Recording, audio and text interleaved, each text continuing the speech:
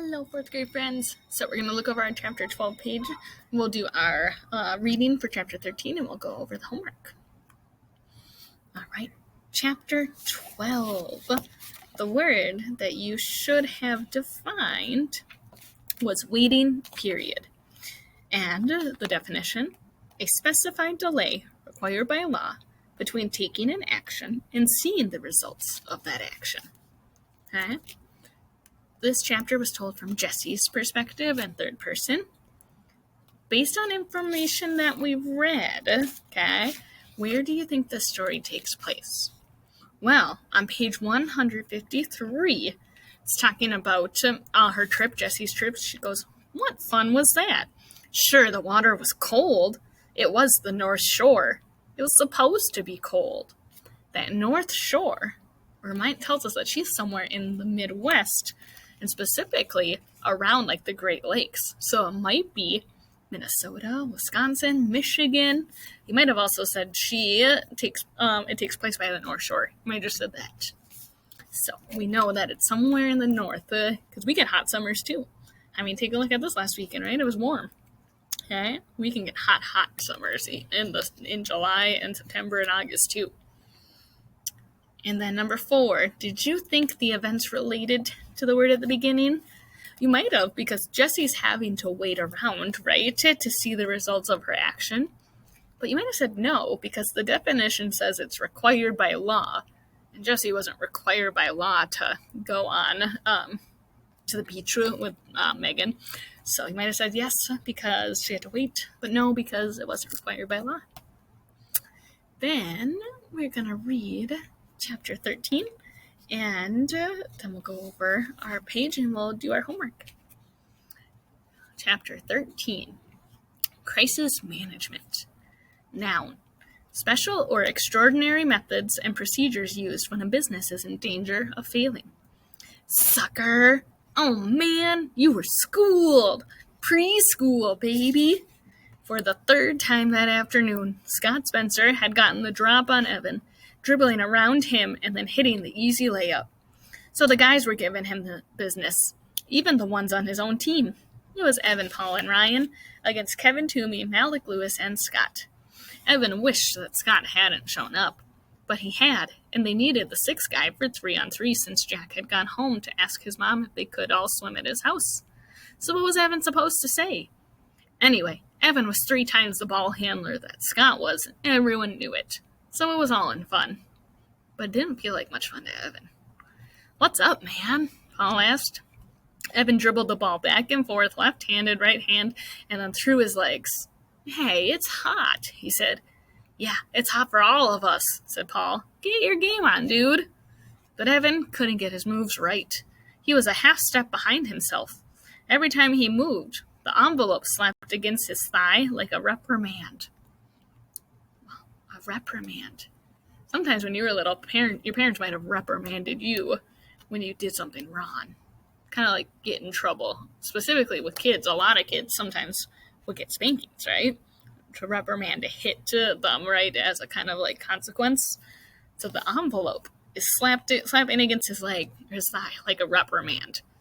Kind of saying the envelope, he feels like it's saying, like, shouldn't have done that, shouldn't have stolen it. He's feeling very guilty. Speaking of hot, said Ryan. Everyone turned to look. Jack was coming up the path, running at a dead dog pace. Super slow. Oh, please, God, said Paul. Let her say yes. As soon as he was in range, Jack shouted, She said yes! What's up? Asked Scott. Jack asked his mom if we could all go swimming in his pool, Kevin said. Hey, Jack, shouted Scott. Can I come too? Yeah, sure, said Jack, who'd stopped running toward them and was waiting for them to join him on the path. Oh, great, thought Evan. But he wasn't about to turn down a dunk in a pool just because Scott Spencer would be there. Nobody wanted to go home for suits and towels. Kevin, Malik, and Ryan were wearing basketball shorts anyway, so they could swim in those. We've got enough suits at the house, said Jack. My mom saves all our old ones. At the house, Evan changed into one of Jack's suits. He wrapped up his underwear and shirt inside his shorts and put the bundle of clothes on the end of Jack's bed next to all the other guys' piled up clothes. It felt good to drop the heavy shorts with the envelope stuffed in his pocket. Then, just to be sure, he put his shoes on top of his pile of clothes. He didn't want anything happening to that money. They played pool basketball all afternoon, even though the teams were uneven. Mrs. Bagatsarian brought out drinks and cookies and chips and sliced up watermelon. Every time one of them went into the house to use the bathroom, she shouted, "Dry off before you come in." But she said it in a nice way. Then, just when Evan thought the afternoon couldn't get any better, it did. Scott had gone into the house to go to the bathroom. A few minutes later, he came out dressed, his hair still dripping down his back.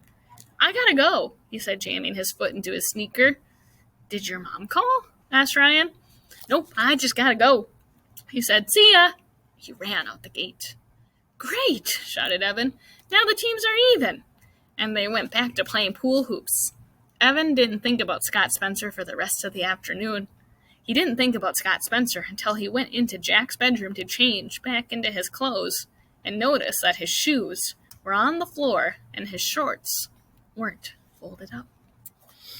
Ooh, what a good chapter.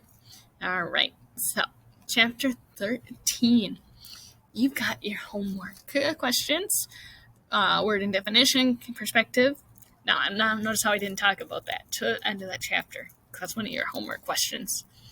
I want you to make a prediction before we read chapter 14.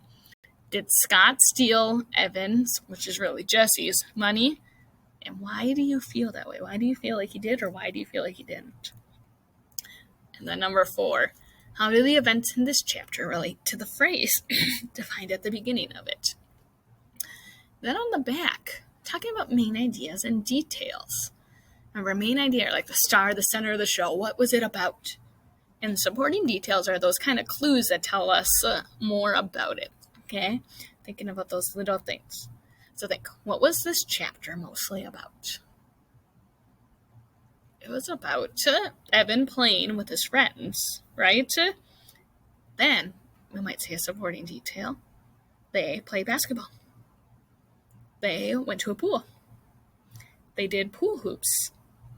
And then they borrowed clothes, right, from Ryan's? No. Whose pool was it?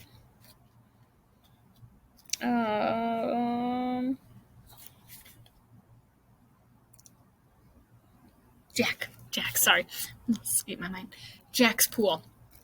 And you might say that they borrowed clothes so that they could go swimming. That's an important detail because it led to the end of the chapter. So that's all we got for Lemonade Word today, and we will finish the book next time. Take care.